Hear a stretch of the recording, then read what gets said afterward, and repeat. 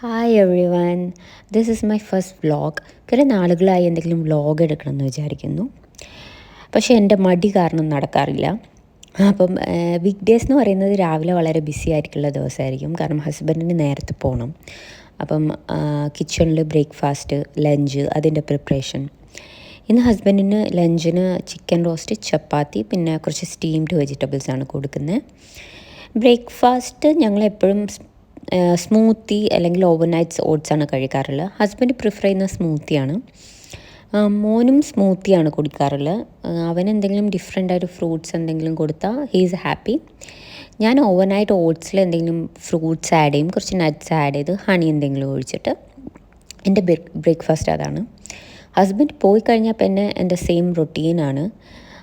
അത് കഴിഞ്ഞ് മോൻ്റെ ഫുഡ് കൊടുക്കൽ, പിന്നെ കുറച്ച് എക്സസൈസ് പരിപാടികളൊക്കെ ഉണ്ട്. എക്സസൈസ് എന്ന് പറയുമ്പം പ്രോപ്പറായിട്ട് ചെയ്യുമൊന്നുമില്ല, കാരണം അതിൻ്റെ അടുക്ക് ആദ്യം കയറി കുറച്ച് പ്രശ്നമൊക്കെ ഉണ്ടാക്കും.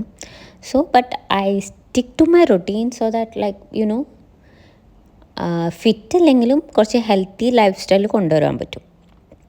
പിന്നെ ഉച്ചത്തേക്ക് ഞാൻ കുറച്ച് റൈസ് പ്രിപ്പയർ ചെയ്തു, കാരണം രാവിലത്തെ കറി ബാക്കി ഉണ്ടായിരുന്നു. പിന്നെ ഉച്ച കഴിഞ്ഞാൽ കുറച്ച് ഫ്രീ ടൈമാണ് എനിക്ക്. ആദ്യം ഉറങ്ങിക്കഴിഞ്ഞാൽ പിന്നെ കുറച്ച് ക്ലീനിങ് പരിപാടികളൊക്കെ ഉണ്ടാവും. പിന്നെ ഇന്നിപ്പോൾ കുറച്ച് ഡ്രസ്സ് മടക്കി വെക്കാനും അലക്കാനും ഒക്കെ ഉണ്ടായിരുന്നു. പിന്നെ വൈകുന്നേരത്തെ ടൈം എന്ന് പറയുന്നത് എൻ്റെ പേഴ്സണൽ ടൈമാണ്. I enjoy drinking tea. Usually milk tea ആണ് ഞാൻ പ്രിഫർ ചെയ്യുന്നത്, പക്ഷേ കുറച്ച് നാളുകളായി ഡയറി പ്രൊഡക്ട്സ് എൻ്റെ എനിമിയാണ്. കാരണം എൻ്റേത് പിമ്പിൾ പ്രോൺ സ്കിന്നാണ്, അപ്പോൾ പെട്ടെന്ന് മുഖക്കുരു വരുന്നു.